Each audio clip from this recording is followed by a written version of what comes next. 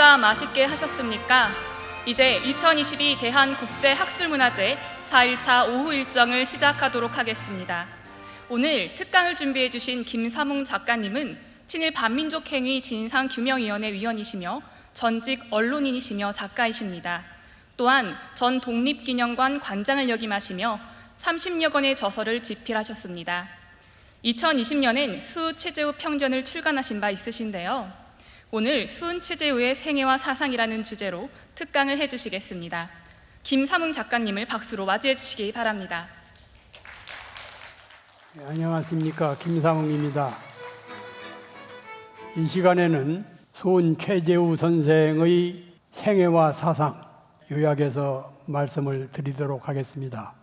먼저 동학창도의 역사성, 어떤 의도에서 동학을 창도했는가를 설명드리겠습니다. 수은 최재우 선생이 1861년 창도하고 해월 선생이 승계하여 뿌리내린 동학은 흔히 서세동점의 물결에 따라 밀려온 서학의 대칭 개념으로 이해하고 있습니다. 하지만 동학의 동은 지정학적인 대칭 용어가 아닌 우리나라 고대의 국호에서 기인합니다. 옛부터 우리나라는 동방에 있는 나라라고 하여 동국이라고 불렀습니다. 중국에서는 동이라고도 했지요. 동과 관련하여 많은 저술이 이루어진 것은 이것이 국호이기 때문에 가능했던 것입니다. 동국 여지승남, 동국 명상기, 동국 문헌, 동국 문헌 비고, 동국 문헌 전료, 동국 사략, 동국 세시기, 동국 예지승남, 동국 지리지, 동국 통감, 동국 통서강목, 일일이 헤아리기 어려울 정도로 많이 있지요. 한의학을 동이라고 부르고 동의 보감은 우리나라 역의서의 모든 의서를 한데 모아 편찬한 조선조 때의 어떤가는 의학서를 일컫기도 하지요. 동학은 우리 문화, 우리 학문, 우리 철학, 우리 종교, 우리 사상을 집대성한 것으로 결코 배타적이거나 그렇다고 국수적이지 않는 시대 정신이었고 민족 사상이고 민족 종교입니다. 수은 선생에 의해서 창조된 동학 사상은 유교의 일륜, 불교의 각성, 성교의 무의, 여기에 수은 자신의 인지천, 인시천 사상을 집화군생한 천도 사상을 말합니다. 동학의 중심 개념은 인시천, 즉 천인 합일 사상으로서 사람 섬기기를 하늘처럼 섬겨야 된다라는 그런 뜻을 갖고 있지요. 억조 창생이 동규일체로 계급제도를 부정하며 사람이 곧 하늘이라는 천부 인권을 내세우는 신앙과 철학과 사상의 집합체라고 할 수 있을 것입니다. 성리학을 기반으로 하는 조선의 봉건체제와 대립해서 수은 선생이 창도한 동학은 개항 이후 그 모순이 집중적으로 심화되어 온 삼남 지방을 토대로 크게 발전했습니다. 통학혁명사 연구자들에 따르면 통학농민혁명은 조선 봉건체제 해체사의 최종적 도달점이며 근대 조선 민중해방운동사의 본격적인 출발점이 된다, 이렇게 말씀을 하고 있습니다. 첫째, 19세기 이후 약화된 조선 왕조 양반 사회의 정치적인 모순. 둘째, 삼정이 문란해졌죠. 셋째는 19세기 이후 서세동점의 위기 속에서 국가 보위 의식의 팽배. 넷째는 전통적인 유교의 폐해에 따른 지도 이념의 퇴색.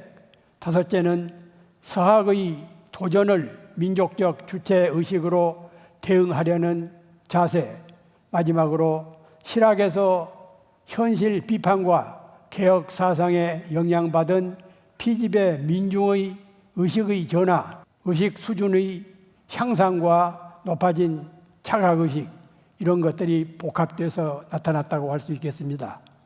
나는 우리나라 근현대사를 공부하면서 동학에 많은 관심을 기울여 왔습니다. 배움이 깊지 못해서 언저리에만 머물고 있습니다마는 그 시대에 동학이 있었기에 우리도 낡은 봉건의 철문을 열고 근대의 길에 나설 수 있었을 것이 아닌가라고 생각을 합니다. 영국의 청교도 혁명, 미국의 독립혁명, 프랑스의 대혁명, 독일의 종교개혁, 러시아의 볼셰비키 혁명, 일본의 메이지 유신, 인도의 사티그라하 운동, 중국의 신해혁명을 생각하지 않고는 이들 나라의 정체성을, 아이덴티티를 이해하기가 어려울 것입니다.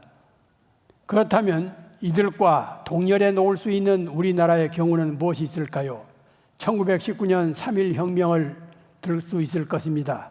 3.1혁명의 물꼬를 더듬어 올라가면 동학농민혁명에 이르고 더 소급하면 발원지는 최재우 선생이 창도한 동학에 다다릅니다.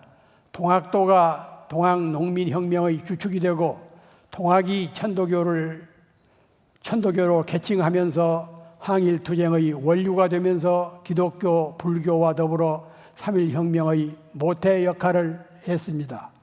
천도교의 역할이 없었어도 3.1혁명이 가능했을까요? 동학이 없었어도 동학농민혁명이 가능했을까요? 이걸 생각할 때 동학을 창도한 최재우 선생의 역할은 실제로 지대합니다. 인도에 북소리만 듣고 춤을 출 것이 아니라 북치는 사람을 찾아라라는 속담이 있다고 그럽니다. 낡은 정근대의 성곽에서 근대의 북을 친 사람이 바로 최재우 선생이라고 해도 과언이 아닐 것입니다.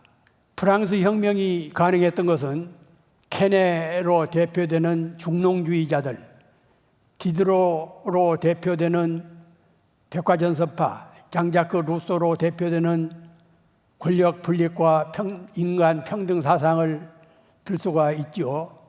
케네의 중농주의는 토지는 농민에게 주어야 한다는 원칙을 말하고, 디드로의 백과전서는 세계는 기독교 외에 많은 종교가 있고 왕정 외에 여러 정치 형태가 있다는 것을 말해 주었고, 루소는 사람은 하늘을 통해 또는 돈을 통해서 사람을 살 수 있을 만큼 부자가 돼서도 안 되고, 또 어떤 사람도 자신의 몸을 팔아서 생명을 이을 수 있을 정도로 가난해서는 안 된다라는 인민 평등 사상을 전개했습니다.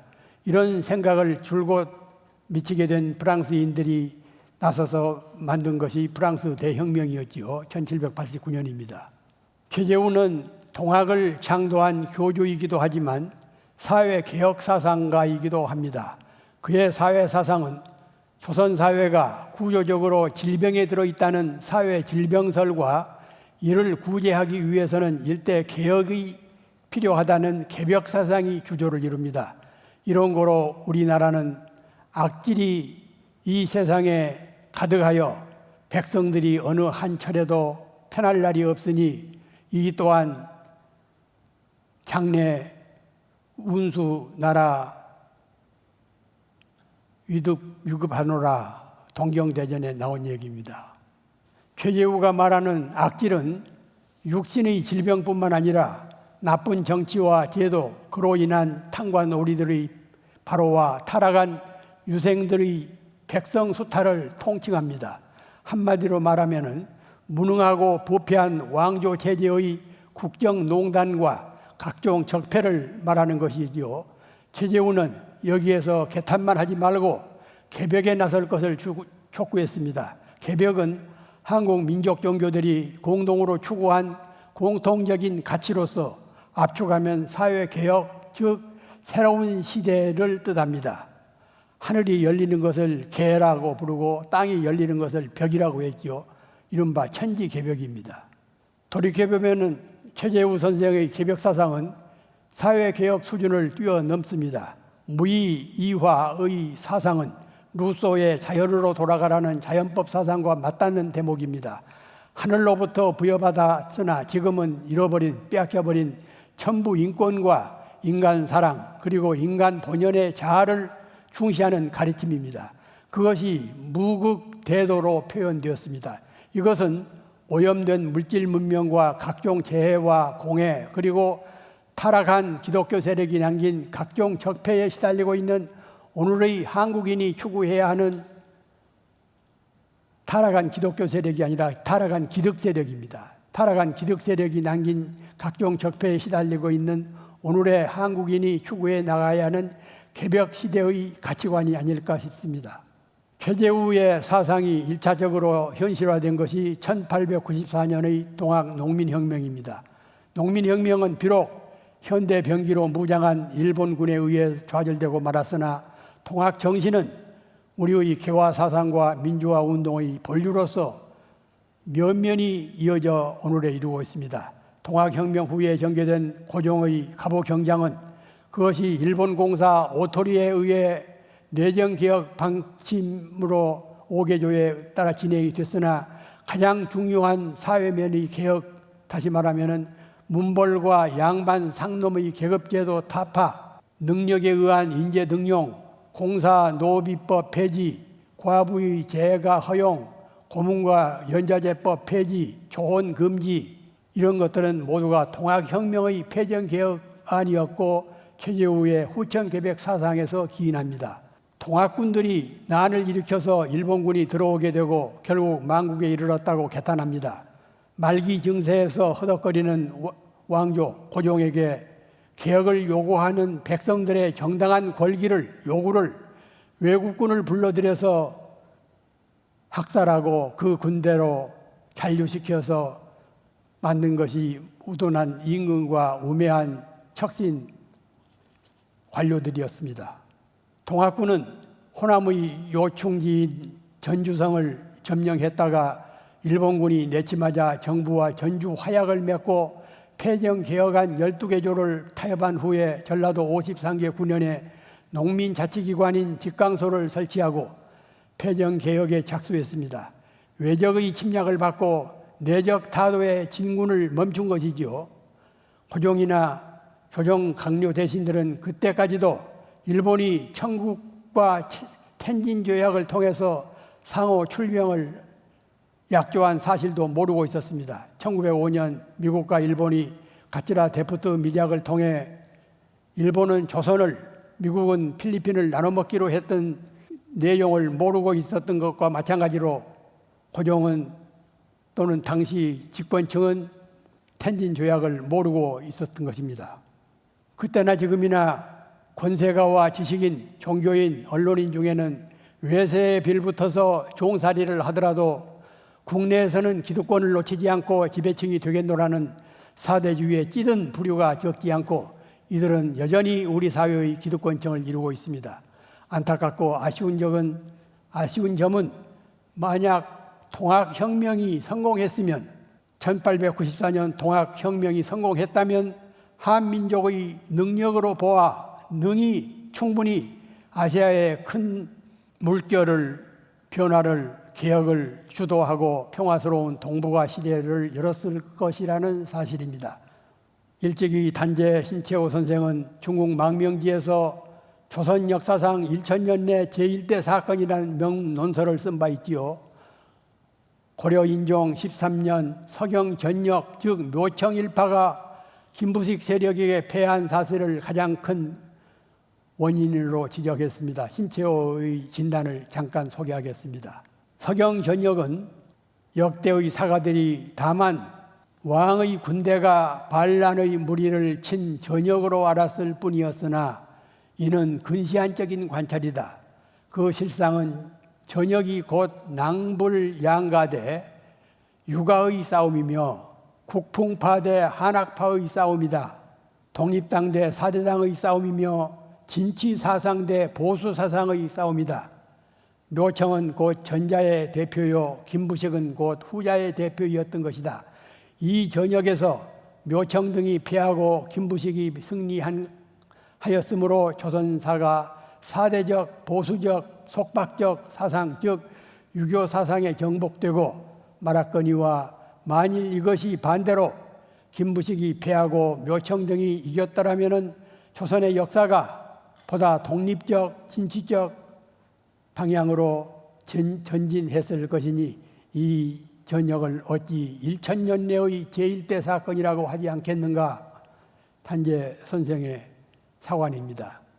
역사에서 비록 가정이 부질없다고 하지만 최재우 선생의 개혁이 수용되었더라면 통합혁명이 성공하여 사회 질병을 수술하고 후천 개벽의 길로 나아갔다면 일본이 1868년에 단행한 메이지 유신에 앞서 조선은 근대화의 길을 열었을 것이고 일제의 식민지로 전락하지 않았을 것이고 그랬으면 분단도 6.25 동족 상쟁도 일어나지 않았을 것이었습니다. 일본에서 메이지 유신을 단행한 인물 중에 사이고 다카모리를 필두로 하는 자들은 조선을 정벌하자는 이른바 정한론자들이지만 최재우나 통합혁명 지도자들은 하나같이 생명사상과 평화론자들이었습니다. 두 나라 사상가들의 결과 격이 크게 다를 뿐만 아니라 평화와 생명을 존중하는 역사, 우리 민족사의 정통성을 보여주는 대목입니다. 그래서 더욱 통합의 좌초는 최재우 선생의 개혁의 좌절은 우리 민족에게 부끄러운 치욕의 역사라 하지 않을 수 없습니다. 최재우 선생이 순교당한 이후 혹독한 관권의 탄압에도 불구하고 통합사상의 정맥은 후계자이신 최시영 선생에게 전수됐습니다. 최재우와 최시영은 스승과 제자의 관계를 넘어서는 사이였습니다. 명말 청초, 명나라 말기, 청나라 초기에 살면서 6.25의 전제에 맞서 중국 사상사 최대의 이단자로 불리는 이타고 이지라는 분이 있었죠.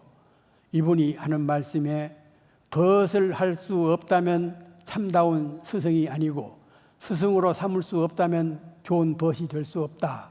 지금 들어도 참 좋은 명언을 남겼습니다. 이타고가 하는 말이죠. 최재우와 최시영이 그런 관계였습니다. 사제간이면서 벗이 될 만큼 최시영은 스승을 존중하였고 스승은 각별히 제자를 아꼈습니다. 최재우는 대구 감명에서 순교에 앞서 사형 선고를 받고 순교를 기다리면서 순교에 앞서 제자의 피신을 당부할 만큼 깊이 배려를 했습니다. 최시영의 옥에 엄청난 현상금이 붙고 쫓기는 처지에서도 통합 경전을 간행하고 전국의 200여 곳의 은신을 숨어 지내면서 포교 활동을 하면서 통합의 정맥을 이어왔지요. 최시영은 이대 교조입니다.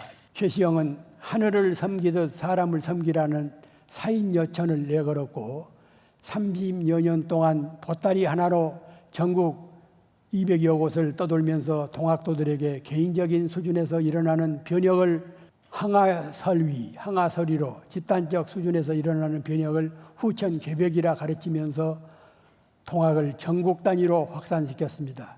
아무리 최재우 선생이 우수한 통학을 창건했다고 해도 2세 최시영 선생이 그렇게 전파를 하지 않았다 그러면은 통학은 맥을 잇지 못했을 것입니다. 그리고 농민봉기 당시에는 이를 다시 민중혁명으로 확대했습니다. 그의 존재가 아니었으면 통학은 교조의 순교와 함께 역사의 뒤안길로 사라졌을지 모르고 통학혁명은 호남 지방에 국한된 반란 정도로 그쳤을지 모를 일입니다. 또 한 사람 있죠. 제3대 교주이면서 통학을 천도교로 개칭하고 현대화한 인물이 의암 손병희 선생입니다. 최시영은 많은 제자 동문 중에서 손병희를 후계자로 지명하였고 그 후계자는 전임자와 다름없이 무거운 짐을 지고 가파른 민족사의 외길을 걷는데 망설이지 않았습니다. 그리고 교조의 창도 정신과 2세 교조의 혁명 정신을 이어 3.1혁명을 주도합니다. 3.1혁명이 있었기에 상하이에 임시정부가 수립되었고 오늘의 대한민국은 임시정부의 국호와 법통을 승계한 당당한 세계 10위권의 민족국가를 이루게 되었습니다. 조선을 점령한 일제는 통학혁명과 3.1혁명이라는 두 차례에 걸친 한민족의 거대한 용소시침을 지켜보면서 통학사상에 불온의 딱지를 붙였고 이후에 수단과 방법을 가리지 않고 박멸 작전에 나섰지요. 그래서 천도교인 중에서 강한 자는 죽이거나 투옥하고 약한 자는 회유하고 변절시켜서 순교자와 변절자가 적지 않았습니다.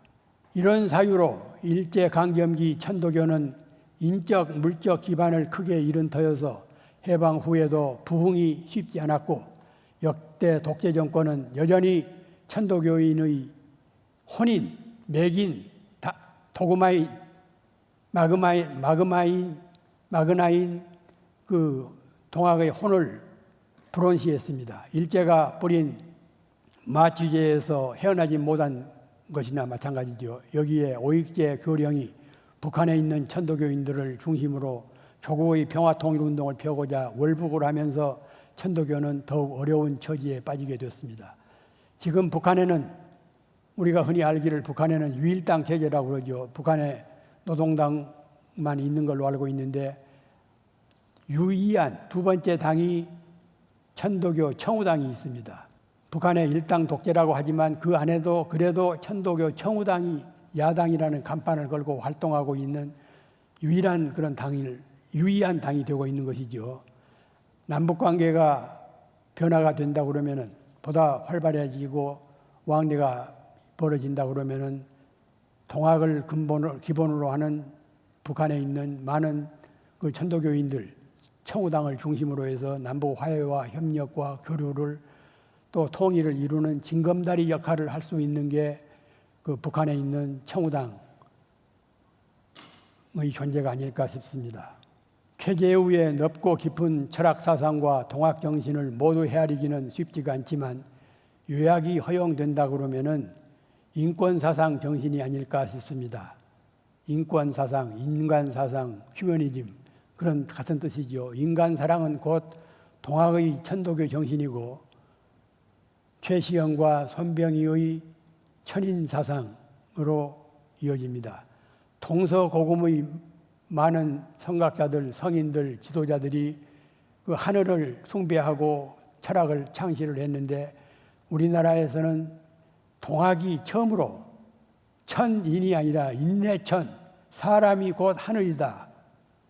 중국의 사상가인 동중서 같은 분도 천인 사상을 얘기했습니다마는 우리나라 지도자들이 인내천, 인시천, 사람이 하늘에 똑같다. 사람을 하늘과 동격에 놓은 사상가, 철학가, 선지자는 우리나라 지도자들 뿐입니다. 그만큼 사람과 인권을, 휴머니즘을 하늘의 뜻으로 평가를 한 것이죠. 하늘과 같은 반열에 올린 것입니다.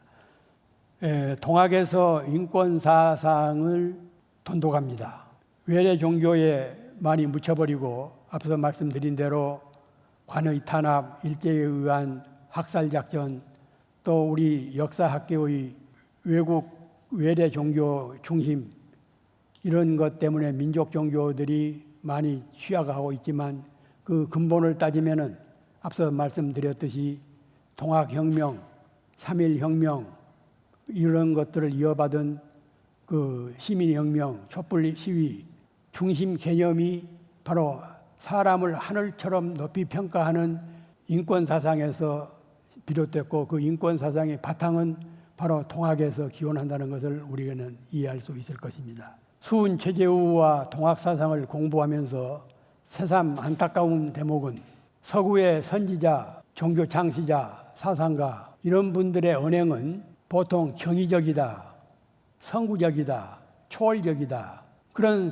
용어를 많이 쓰지요. 외국의 외래 종교라든가 그런 거대 세계적인 종교에 대해서는 하나같이 선지자다, 경이적이다, 선구적이다, 초월적이다 그런 비과학적인 용어를 쓰면서 우리 민족 종교의 경우는 고루하다, 비과학적이다, 낡았다, 비상식이다 이렇게 대칭 멸시를 하는 것이죠.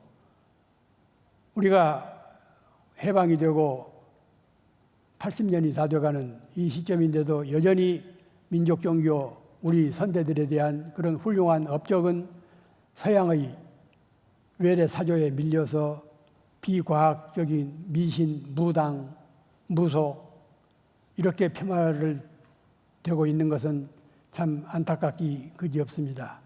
이런 기회에 수은 최재우 선생, 2세 교주 최시영 선생, 3대 교주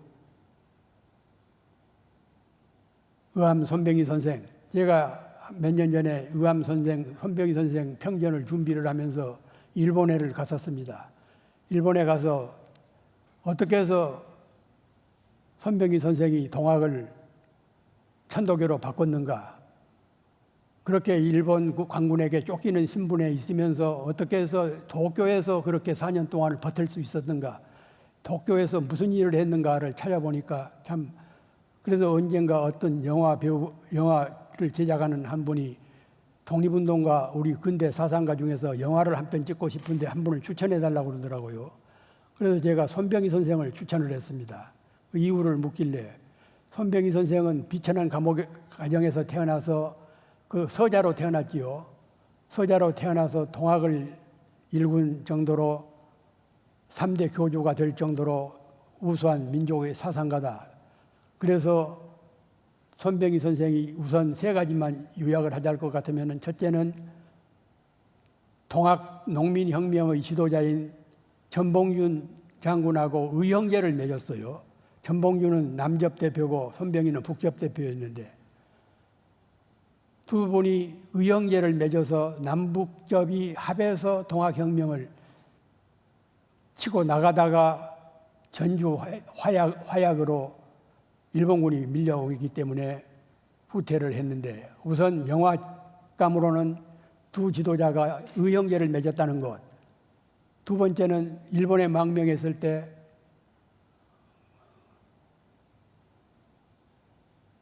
메이지 유신 이후에 일본은 번창했지요. 그래서 동경 왕궁 앞을 웬 조선 사람이 쌍두마차를 타고 유유히 지나다니는 겁니다. 그때 이토 히로부미가 조선을 침략하려고 온갖 공작을 하고 연구를 하고 있는데 보고를 듣고 자기가 직접 가서 보니까 웬 헌칠한 남자가 쌍두마차를 타고 왕궁 앞을 지나다니고 있어요. 그래서 하루는 관저로 불렀어요, 손병희를. 그래서 이토 히로부미 걸물이죠. 우리로서는 국적 제1호지만 일본 사람들은 원운으로 칩니다. 그래서 안중근 의사가 처단을 했을 때 그 여순 감옥에 밀사를 보내가지고 잘 모르고 그랬다, 한마디만 하면은 죽이지는 않겠다 그랬는데 안중근 의사가 대번에 거절을 했죠. 나는 이토 히로부미를 처단하기 위해서 10년을 적공을 들인 사람이다. 그럴 정도로 이토 히로부미는 일본의 메이지 유신을 기초했고 일본의 의회를 만들었고 일본의 근대화에 앞장선 지도자인데, 그런 인물이 조선 침략을 염두에 두면서 일본에서 공작을 꾸미고 있을 때 웬 사내가, 조선 사내가 쌍두마차를 타고 황궁 거리를 유유히 지나다니는 것을 보고 하루는 관저로 초청을 했어요. 이토 히로부미도 걸물이죠. 그래서 두 사람이 밤을 새다시피, 그런데 그때까지만 해도 손병희 선생은 끝까지 자기의 정체를 밝히지 않았습니다. 조선의 부호 아들이다, 난이 일어나서 일본으로 망명했다, 은신한 거죠. 그래서 술을 둘이 대작을 했는데 끝내 새벽 1시쯤에 이토 히로부미가 취해서 밖으로 나가버렸다. 얼마나 영악감입니까? 세 번째는 3.1 혁명을 주도할 때 처음에는, 그러니까 일본의 입장에서는 동학혁명, 3.1 혁명 두 가지 혁명을 손병희가 주도하다시피 하잖아요, 동학이. 그래서 일본 입장에서는 손병희를 아차, 저런 걸물이 일본에 들어왔는데 우리가 모르고 있었구나 싶어가지고 이제 황국한 후에 들어올 때 처음에 인쇄기를 가지고 들어옵니다. 보통 정치 망명객들이 무슨 책이라든가 귀중품을 선물로 또는 돈 주고 사가지고 들어온다는 얘기는 들어봤습니다만은 인쇄기를 사들고 들어와서 보성사라는 인쇄소를 만들었지요. 거기서 기미 3.1 독립선언서를 찍습니다. 부인이 맨날 적자만 나는 인쇄소를 뭐 때문에 월급 줘가면서 사람들 월급 줘가면서 운영을 하느냐 따졌을 때도 손병희 선생은 끝까지 돼지를 이런 예를 들었어요. 돼지를 제사 지낼 때 쓰려고 키우는 거지 용모가 예뻐서 키우느냐 그러면서 기미 3.1 독립혁명 선언서를 보성사에서 찍지 않았습니까? 1919년 2월 하순에 보성사에서 이종일 선생이 독립선언서를 찍고 있는데 밤중에 조선인 밀정이 총독부 밀정이죠. 조선 사람 이름이 있습니다만 어느 생각이 안 나는데요. 불쑥 들어온 겁니다. 만사휘. 그때 당시 이종일 선생이 당신도 조선 사람 아니냐 몇 시간만 참아달라 그래가지고 손병희 선생한테 데리고 갔어요. 그 밀정을 거금을 아낌없이 풀어준 겁니다. 그래서 그 돈 가지고 중국으로 도망가다가 평안도 어디에서 붙잡혀서 처형당했지요. 이런 얘기들은 역사에 잘 나오지가 않습니다. 비화로 정도로밖에 안 나옵니다. 그때 독립선언서 선언문이 만약에 적발이 됐다 그러면은 3월 1일 날 거사는 수포가 되고 말았을 겁니다. 그때 민족대표 33인을 선정할 때도 처음에는 구왕실에 내놓으라는 작자들, 대한제국 말기의 대신들, 심지어 이완용이한테까지 사람을 보내서 100가지 죄를 한 번의 행동으로 씻어라. 그런데 대부분이 민족지사라는 민족의 원로라는 분들이 대부분이 독립 청원이면은 가능해도 독립 선언에는 불가능하다. 몸을 사렸습니다. 선언하고 청원은 하늘과 땅이지요. 독립 청원, 일본 총독 일왕에게 우리 조선 독립을 해달라고 하는 청원하는 것하고 우리는 조선 독립이다 선언하는 것하고는 사형과 3년 징역 차이감이 있는데 대부분이 반대를 했고 기독교에서 한 분만 찬성을 해서 결국은 그러면 원로보다는 중견급으로 민족대표를 구성을 하자 해가지고 이제 기독교에서 15분, 천도교에서 16분, 천도교에서 16분, 기독교에서 15분, 불교에서 3분, 그렇죠. 그래서 민족대표 33인이었는데, 그때 이제 여러분이 아시다시피, 육당 최남선이 조선의 3대 천재로 불릴 만큼 그분도 손병희 선생에 의해서 일본으로 유학을 갔던 사람인데 문장력이 참 좋았죠. 그래서 손병희한테 최남선한테 선언서 기초를 하면서 3가지 원칙, 비폭력,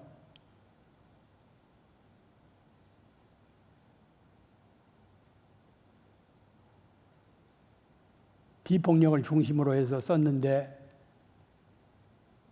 결국은 3월 1일 날 탁골공원에서 2시에 하는 것은 포기를 하고 그때 만약에 이제 일부 학자들 중에서는 비겁하게 식당에 가서 발표할 게 뭐냐 학생들 시민들은 2시에 그리 모이기로 해놓고 비겁하지 않느냐 했는데 그건 어떤 면에서는 일리가 있지만 한걸 들어보면은 일제가 조선을 병탄하면서 1907년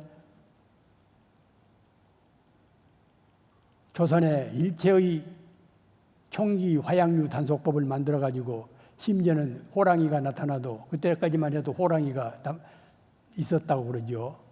호랑이가 나타나서 이걸 퇴치할 무기 하나도 없었는 그런 판인데 당시 일제는 세계 최대 강국이었습니다. 군사력으로는 청일전쟁, 노일전쟁, 대만을 점령해서 뺏어먹고 그런 일제가 조선에만도 한 10만 대군을 주둔시키고 있었지요. 아마 민족 대표 33인이 탑골공원에서 독립선언을 했다 그러면은 100m 못 나가고 일본군 일개 사단 병력만 풀었어도 그때 박살이 났을 겁니다. 그래서 비폭력으로 끝까지 저항을 하자 해가지고 이제 장소를 옮겼었는데 그런 과정에서 기독교를 끌어들이는 과정에서 기독교 목사님들이 생활이 다 어려운데 만약에 사형을 당하거나 감옥에 가게 되게 되면은 그 교회나 가족이 어떻게 생활을 할 수 있느냐 해가지고 그동안에 천도교에서 모았던 자금을 5천 원을 당시 돈 5천 원을 엄청나지요 주고 그 3천 원은 그 기독교 목사님들 유족들에게 가족들에게 생활비로 지원하고 2천 원은 그 임시정부 상하이에 임시정부 수립하는데 방을 얻는 비용으로 그 돈이 쓰였다고 합니다. 그럴 정도로 최재우 선생이 뿌린 씨앗이 수은 선생이 뿌린 씨앗이 최시영 2대 교주, 손병희 3대 교주로 이어지면서 민족의 근대화의 문을 열 그런 사상가이고 사회개혁가이고 철학가이고 혁명가였다는 점 그럼에도 불구하고 민족 종교들이 해방 후에 그 뜻을 이익지 못하고 거의 몰락되다시피 해버리는 이런 상태 그리고 최재우 선생이라든가 이런 분들에 대해서는 존재 자체도 그저 이름 석자나 간신히 전해질 만큼 우리 후학들이 많이 그 연구를 하지 못하고 있는 상태, 일반 국민들에게는 참 역사의 큰 오류가 아닌가 그런 생각이 듭니다. 이 시간에 그 준비를 많이 했습니다만은 제가 그 언변이 서투르고 그래서 마무리를 하도록 하겠습니다. 마지막으로 한 가지만 말씀드리면은 최재우 선생이 뿌린 씨앗, 민족종교, 인내천, 인시천, 인권사상, 계급타파, 빈부격차 없는 인권 평등한 그런 세상 이런 것들을 우리가 공부를 하면서 우리 후학들에게 널리 알려야 될 책무가 있지 않겠는가. 특히 최재우 선생의 그런 그 후천개벽 사상은 우리가 지금도 개혁과 정의와 상식을 논하는 이런 시대에 있어서도 사회개혁, 국제평화, 남북 화해 이런 물꼬를 틀 수 있는 그런 철학이 아닐까라는 말씀을 드리면서 제 말씀을 마무리하도록 하겠습니다. 경청해 주셔서 감사합니다.